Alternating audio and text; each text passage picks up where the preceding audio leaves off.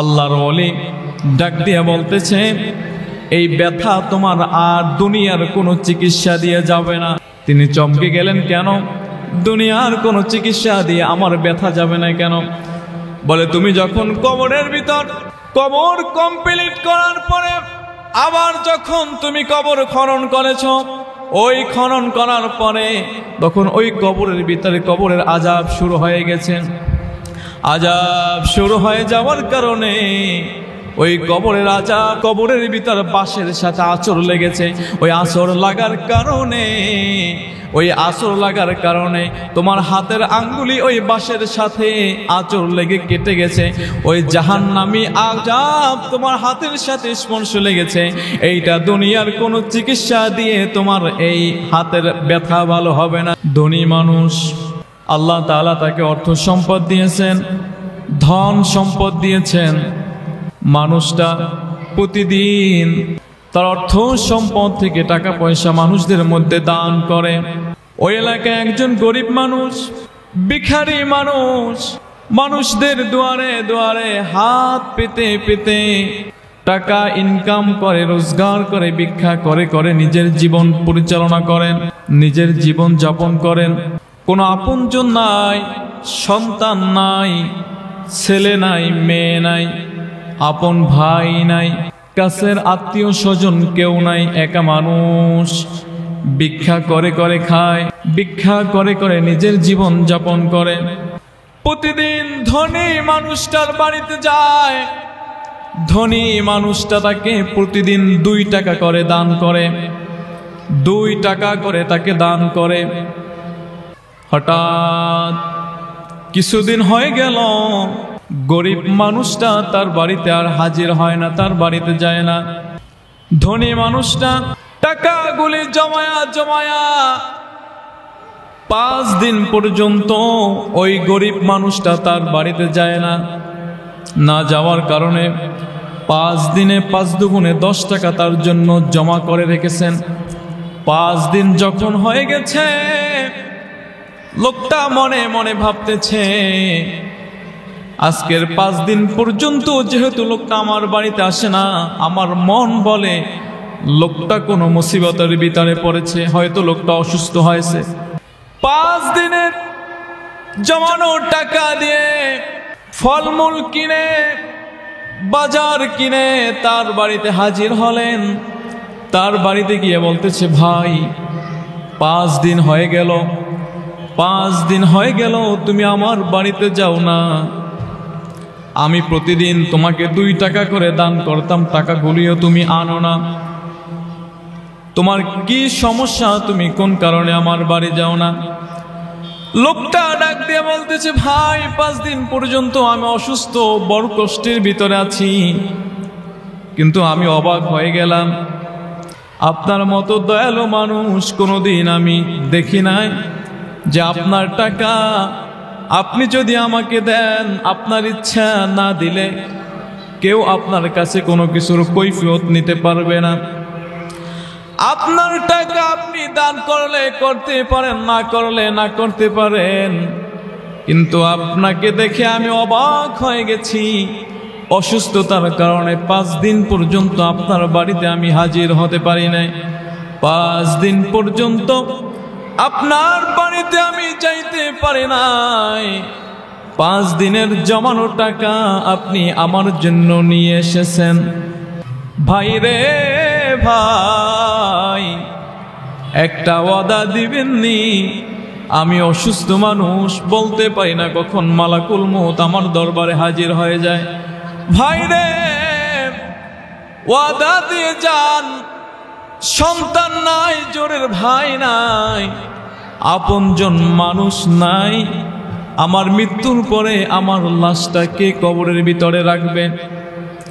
আপনার কাছে আমি এই আবদারটুকু করতেছি, ভাই আমি যখন মারা যাব, আমার যেদিন মরণ হয়ে যাবে, আপনি যদি এই সংবাদটা শুনতে পান, আপনি সংবাদটা শোনার সাথে সাথে আপনি আমার বাড়িতে চলে আসবেন, আমাকে গোসল দিবেন, কাফন পরাবেন, এবং আপনি আমার কবরের ভিতরে নেমে আমার লাশটা আপনি নিজ হাতে কবরের ভিতরে রাখবেন, কারণ আপনাকে দেখে আমার খুব দয়ালু মানুষ বলে মনে হয়, আপনাকে দেখে আমার মায়াবী মানুষ বলে মনে হয়, আপনাকে দেখে আমার বড় ভালো লেগেছে।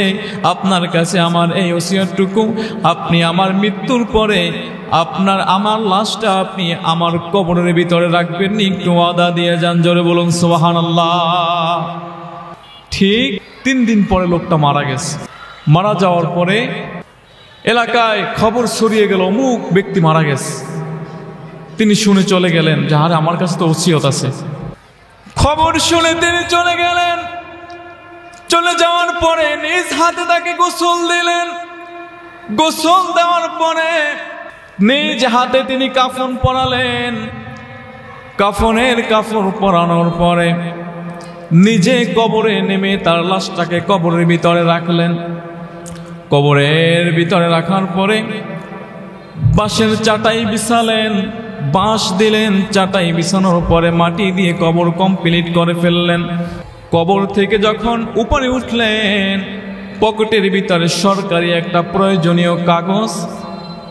উপরে যখন উঠলেন, পকেটে হাত দিয়ে দেখে কাগজটা আর দেখতেছে না। কবর দেওয়ার আগে কাগজটা পকেটে ছিল, কবর থেকে ওঠার পরে কাগজটা আর পকেটে নাই। কাগজটা দরকারি সরকারি কাজের কাগজ, অবশ্যই কাগজটা লাগবে। আলেম ওলামা ডাকলেন, আলেমরা ফতোয়া দেন। কবরের ভিতরে আমার দরকারি একটা কাগজ কবরের ভিতরে পড়ে রয়েছে। এখন এই কবরের ভিতর থেকে কিভাবে আমার কাগজটা বের করা যায়? ফতোয়া দেন কবর ভেঙে কাগজটা বের করা যাবে কিনা। আলেম ওলামা পরামর্শ করতেছেন। পরামর্শ করার পরে বলতেছেন হ্যাঁ, কবরের ভিতর আপনি যেহেতু প্রয়োজনীয় কাগজ আপনি বের করতে পারবেন। যতটুকু জায়গা লাগে ততটুকু জায়গা ভেঙে আপনি আপনার কাগজটা বের করবেন, তার বেশি ভাঙতে পারবেন না। কবরের মাটি খোঁড়া হলো। এক জায়গা থেকে কবরের কিছু অংশ মাটি সরানো হলো। কিছু জায়গা ভাঙার পরে আল্লাহর কি দয়া, দেখতেছে যেই জায়গা থেকে মাটিগুলি সরিয়ে ফেলেছে ওই জায়গার ভিতরে ওই লাশের উপরে কাগজটা পড়ে রয়েছে। তিনি হাত দিয়ে তাড়াতাড়ি করে কাগজটা বের করলেন। কাগজটা বের করার পরে তাড়াতাড়ি করে উঠানোর সময় কবরের বাঁশের সাথে আঁচড় লেগে তার একটা আঙ্গুলের কিছু অংশ কেটে গেছে। কবরের বাঁশের সাথে আঁচড় লেগে তার আঙ্গুলের কিছু অংশ কেটে গেছে, ছিঁড়ে গেছে। কবর কমপ্লিট করা হলো। দিনের পর দিন যায়, মাসের পর মাস যায়, কিন্তু হাতের ব্যথা কমতেছে না। ধনী মানুষ চিকিৎসায় কোনো দিক থেকে কমতি করে নাই, কিন্তু হাতের ব্যথা কমতেছে না। মানুষ তাকে পরামর্শ দিতেছে, ভাই রে চিকিৎসা তো কম করেন নাই, আপনার হাত এভাবে ভালো হবে না। জমানার শ্রেষ্ঠ মুজাদ্দিদ আব্দুল আজিজ মুহাদ্দিস দেহলভী রাহমাতুল্লাহি আলাইহি তার দরবারে চলে যান। তার দরবারে গেলে আল্লাহ তাআলা আপনার একটা সমাধান বের করে দিতে পারে। জোরে বলুন সুবহানাল্লাহ। মানুষ ডাক দিয়ে বলতেছে, ভাই রে জমানার শ্রেষ্ঠ মুজাদ্দিদ শাহ আব্দুল আজিজ মুহাদ্দিস দেহলভী রাহমাতুল্লাহি আলাইহি বড় মাপের একজন আল্লাহর ওলি। তার দরবারে যদি চলে যান, আপনি যদি আপনার রোগের কথা তার কাছে খুলে বলেন, আমাদের মনের বিশ্বাস আপনার একটা ফয়সালা হবে। তিনি আল্লাহর ওলি দরবারে চলে গেলেন। শাহ আব্দুল আজিজ মুহাদ্দিস দেহলভী রাহমাতুল্লাহি আলাইহি তার দরবারে গিয়ে বলতেছেন, আল্লাহর ওলি কবরের ভিতরে লাশ নামানোর পরে প্রয়োজনীয় কাগজ কবরের ভিতরে পড়ে রয়েছে। কবর খুঁড়ে বের করার সময় কবরের বাঁশের সাথে আমার হাতে একটা আঁচড় লেগেছে। কবরের বাঁশের সাথে আঁচড় লাগার পরে ওই যে বেদনা শুরু হয়েছে, দিন যায় মাস যায়, ব্যথা আমার আরো বেশি হয়। আল্লাহর ওলি ডাক দিয়ে বলতেছে, এই ব্যথা তোমার আর দুনিয়ার কোনো চিকিৎসা দিয়ে যাবে না। তিনি চমকে গেলেন, কেন? দুনিয়ার কোনো চিকিৎসা দিয়ে আমার ব্যথা যাবে না কেন? বলে তুমি যখন কবরের ভিতর কবর কমপ্লিট করার পরে আবার যখন তুমি কবর খনন করেছো, ওই খনন করার পরে তখন ওই কবরের ভিতরে কবরের আযাব শুরু হয়ে গেছে। আযাব শুরু হয়ে যাওয়ার কারণে ওই কবরের আযাব, কবরের ভিতর বাঁশের সাথে আঁচড় লেগেছে। ওই আঁচড় লাগার কারণে তোমার হাতের আঙ্গুলি ওই বাঁশের সাথে আঁচড় লেগে কেটে গেছে। ওই জাহান্নামী আযাব তোমার হাতের সাথে স্পর্শ লেগেছে।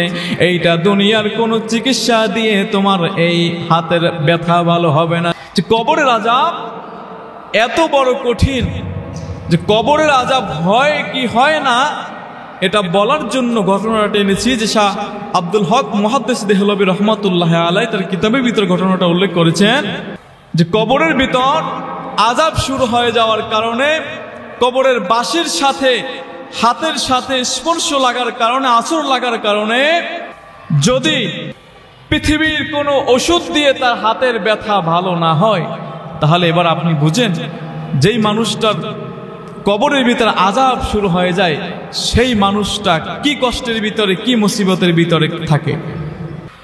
লোকটা তার চোখ থেকে ঝরঝর করে পানি ছেড়ে দিলেন। শাহ আব্দুল আজিজ মুহাদ্দিস দেহলভী রাহমাতুল্লাহ আলাইহি ঘরের ভিতরে চলে গেলেন। চলে যাওয়ার পরে লোকটা আরো অসহায় হয়ে গেলেন। তিনি ঝরঝর করে পানি ছেড়ে দিয়ে কাঁদতেছেন। কিছুক্ষণ পরে শাহ আব্দুল আজিজ মুহাদ্দিস দেহলভী রাহমাতুল্লাহ আলাইহি ঘর থেকে বের হয়ে বলতেছেন, ভাই তুমি কেন কাঁদো? ব্যথার কারণে কাঁদোনি? বলতেছে না, ব্যথার কারণে কাঁদি না। বলে কোন কারণে কাঁদো? বলে আমি এই কথা মনে করে কাঁদি যে আমি আমার সমস্ত শরীরের ভিতরে জাহান্নামী আযাব নয়, কবরের ভিতরে জাহান্নামের আযাব শুরু হয়ে যাওয়ার পরে ওই কবরের বাঁশের সাথে আঁচড় লাগার কারণে, আমার আঙ্গুলি কেটে যাওয়ার কারণে, অল্প একটু জায়গা ক্ষত হওয়ার কারণে যদি এত বড় কষ্ট আমার হয়, তাহলে যেই মানুষটার ভিতরে কবরের ভিতরে আযাব শুরু হয়ে যায়, ওই মানুষটার কবরে না জানো কত বড় কষ্ট। আমি যেই দিন মৃত্যুবরণ করব, আমাকে যেদিন কবরের ভিতরে রাখা হবে, আমাকে যেদিন কবরস্থ করা হবে, আমার কবরের ভিতরে যদি আযাব শুরু হয়ে যায়, আমি এই জন্য কাঁদতেছি আল্লাহর ওলি, আমার কবরে যদি আযাব শুরু হয়ে যায়, সামান্য আঙ্গুলের ব্যথা আমি সহ্য করতে পারি না, কবরের ভিতর আযাব শুরু হয়ে গেলে আমি কেমনে সহ্য করব? এই জন্য আমি চোখ থেকে পানি ছেড়ে ছেড়ে কাঁদি। আল্লাহর ওলি শাহ আব্দুল আজিজ মুহাদ্দিস দেহলভী রাহমাতুল্লাহ আলাইহি তার চোখ থেকে পানিগুলি মুছে মুছে হাতের ভিতরে মালিশ করে, তার ক্ষত স্থানের ভিতরে মালিশ করে দিয়েছেন। চোখের পানি মালিশ করার কারণে সাথে সাথে তার হাতের আঙ্গুলের ব্যথা ভালো হয়ে গেছে। জোরে বলুন সুবহানাল্লাহ। লোকটা বলতেছে, আপনি বলেছেন যে দুনিয়ার কোনো ঔষধ দিয়ে এই ব্যথা ভালো হওয়ার কোনো সম্ভাবনা নাই, অথচ আপনি আমার চোখের পানি লাগিয়ে দিলেন, সাথে সাথে কেন ভালো হয়ে গেছে? বলতেছে যে এটা দুনিয়ার কোনো ঔষধ দিয়ে ভালো হওয়ার কথা নয়, বরং এটা ভালো হয়েছে তুমি যে জাহান্নামের ভয়ে চোখ থেকে পানি ছেড়েছো। জাহান্নামের আগুন নিবানোর জন্য দুনিয়ার কোনো পানি জাহান্নামের আগুন নিভাতে পারে না, বরং তুমি যে চোখ থেকে পানি ছেড়েছো, চোখের পানির কারণে আমার আল্লাহ তাআলা জাহান্নামের আগুন নিভায়া দেয়। এই চোখের পানির ওসিলায় তোমার হাতের এই জাহান্নামী আযাব আল্লাহ তাআলা বন্ধ করে দিয়েছে। জোরে বলুন সুবহানাল্লাহ। তা কবরের আযাব হয় এটা বিশ্বাস করেন? আরো জোরে বলেন, বিশ্বাস করেন?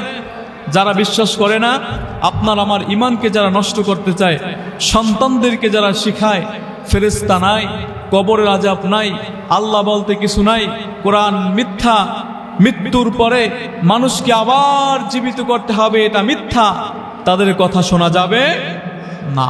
তারা হচ্ছে ইমান, আপনার আমার ইমানকে চুরি করার জন্য তারা ইহুদিদের দালাল হিসাবে আপনার আমার ইমান নষ্ট করার জন্য তারা উঠে পড়ে লেগেছে। ফেরেশতা মানুষ দেখতে পারে না, কিন্তু আল্লাহর ওলি যারা হয় তারাও ফেরেশতা দেখতে পারে। জোরে বলুন সুবহানাল্লাহ। মালিক ইবনে দিনার রাহমাতুল্লাহ আলাইহি তিনি কবরস্থানের ভিতরে দেখতেছেন যে দুইজন মানুষ দেখা যায় কবরস্থানের ভিতরে। তিনি প্রশ্ন করলেন, ভাই তোমরা কারা? বলে আমরা ফেরেশতা। বলে কেন আসছো? বলে এই এলাকার ভিতরে কোন মানুষটা জান্নাতি কোন মানুষটা জাহান্নামী সেটা লেখার জন্য আসছে। মালিক ইবনে দিনার ডাক দিয়ে বলতেছে, আল্লাহর ফেরেশতা, জান্নাতি মানুষের লিস্ট করার জন্য এসেছো, জাহান্নামী মানুষের লিস্ট করার জন্য এসেছো। তোমাদের কাছে আমার একটা আবদার, জান্নাতি মানুষের ভিতরে তাকায়া দেখো, জান্নাতি মানুষের লিস্টের ভিতরে তাকায়া দেখো, আমি অধম মালিক ইবনে দিনারের নামটা ওই লিস্টের ভিতরে আসেনি। খোঁজাখুঁজির পরে দেখতেছে না, মালিক ইবনে দিনার নামে কোনো নাম নাই। বলতেছে আপনার নাম এখানে দেখা যায় না। তিনি এই কথা শোনার সাথে সাথে ওই জায়গায় তিনি বেহুশ হয়ে পড়ে রইলেন। ফেরেশতারা চলে গেলেন। মালিক ইবনে দিনার জমিনের ভিতরে বেহুশ হয়ে পড়ে রইলেন। বেহুশ হওয়ার পরে মালিক ইবনে দিনার স্বপ্ন দেখতেছে। ওই ফেরেশতা দুইজন এসে বলতেছে, মালিক উঠো উঠো, কেঁদো না, চিন্তা করিও না, আমাদের জান্নাতি লিস্টের ভিতরে তোমার নাম না থাকলে কি হবে?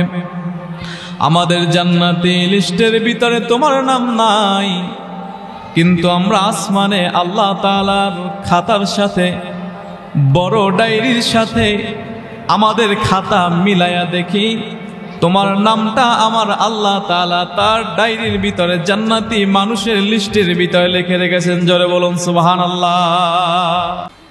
যারা আল্লাহর ওলি ছিল তারা এটা চিন্তা করেছে যে আমার লিস্ট কি জাহান্নামের খাতার ভিতরে না জান্নাতি খাতার ভিতরে। ওমর হুযায়ফার দরবারে চলে গেছে। হুযায়ফা, আমি ওমরের নামটা তোমার কাছে নবীজি মুনাফিকের লিস্ট দিয়ে গেছে, একটু বলো আমি ওমরের নামটা কি মুনাফিকের লিস্টের ভিতরে আসেনি? হুযায়ফা বলে, এটা নবীজির গোপন রাজ, এটা গোপন তথ্য, বরং নবীজি আমার কাছে এই লিস্ট দিয়ে গেছে মুনাফিকের লিস্ট, বরং এটা প্রকাশ করা যাবে না। ওমর ফারুক কেঁদে কেঁদে যার যার বৃষ্টি ভেজা রাতে ওমর ফারুক রাদিয়াল্লাহু তাআলা আনহু হুযায়ফার দুয়ারে চলে গেলেন। ডাক দিলেন, কে? দরজায় আসলেন, দেখতেছে খলিফাতুল মুসলিমিন ওমর হুযায়ফার দুয়ারের সামনে দাঁড়ানো। বলতেছে, আমিরুল মুমিনিন, আপনি কেন আমার বাড়িতে এই বৃষ্টি ভেজা রাতের ভিতরে, গভীর রাতের ভিতরে আপনি আমার বাড়িতে কেন এসেছেন? ওমর ফারুক রাদিয়াল্লাহু তাআলা আনহু চোখ থেকে পানি ছেড়ে ছেড়ে হুযায়ফার দরবারে বলতেছেন, হুযায়ফা রে, হুযায়ফা, তোমার কাছে নবী মুনাফিকের লিস্ট দিয়ে গেছে। হুযায়ফা, তুমি বলবা না এই লিস্টের ভিতরে কার নাম আছে কার নাম নাই, এটা তুমি বলবা না, কারণ নবী তোমার কাছে গোপন তথ্য দিয়ে গেছেন, প্রকাশ করতে নিষেধ করে গেছেন। হুযায়ফা রে, তুমি মুনাফিকের জানাজায় যাও না, তুমি বলে দাও আমি যদি মৃত্যুবরণ করি, আমার মরণের পরে তুমি হুযায়ফা আমার জানাজার নামাজের ইমামতি করবানি। হুযায়ফা ডাক দিয়ে বলতেছে, আপনি হলেন আমিরুল মুমিনিন, নবী আপনার ব্যাপারে বলে গেছে আমার পরে যদি কেউ নবী হয় সেটা হবে ওমর। আপনি জান্নাতের দ্বিতীয় টিকিট প্রাপ্ত সাহাবী, আপনি হইলেন খলিফাতুল মুসলিমিন ওমর। আপনি নবীর পরে যদি কেউ নবী হয় সেটা হচ্ছেন আপনি, আর আপনি বলতেছেন আপনার জানাজায় আমি যাবনি, এটা কেমন কথা? আপনার জানাজার নামাজ শুধু পড়াবো না, আপনাকে গোসল দিব, কাফন পরাবো, আপনার জানাজার ইমামতি করব, আপনার লাশ আমি কবরের ভিতরে রাখবো। জোরে বলুন সুবহানাল্লাহ। ওমর ফারুক বলে, এবার চিন্তা থেকে মুক্ত হলাম যে মুনাফিকের লিস্টের ভিতরে নাই, তুমি যেহেতু আমার জানাজার নামাজ পড়াবা, তার মানে মুনাফিকের খাতার ভিতরে আমার নাম নাই, কারণ তুমি কোনো মুনাফিকের জানাজার নামাজে হাজির হও না। কিন্তু হুযায়ফা আমি এইটুকু নিশ্চিত যে মুনাফিকের লিস্টের ভিতর আমার নাম নাই, এর থেকে আমি মুক্ত। কিন্তু আমার এই চোখের পানি কোনো দিনের জন্য আমি বন্ধ করব না, কারণ আমি এটা শিওর হয়েছি যে মুনাফিকের লিস্টের ভিতরে আমার নাম নাই, মুনাফিকের লিস্টের ভিতরে আমার নাম নাই। কিন্তু আমি এখন পর্যন্ত এইটা জানতে পারি নাই যে আল্লাহ তাআলা আমাকে জাহান্নামের লিস্ট থেকে নাম কেটে জান্নাতি লিস্টের ভিতরে নাম লেখছে কি লেখছে না, এটা এখন পর্যন্ত আমি জানি না। এজন্য মরণ পর্যন্ত যেহেতু চোখের পানির জন্য, চোখের পানির ওসিলায় জাহান্নামের আগুন আমার আল্লাহ তাআলা বন্ধ করে দেয়, এজন্য মরণ পর্যন্ত জাহান্নামী আগুনের ভয়ে আমার চোখ থেকে আমি পানি ছাড়া বন্ধ করব না। জোরে বলুন সুবহানাল্লাহ।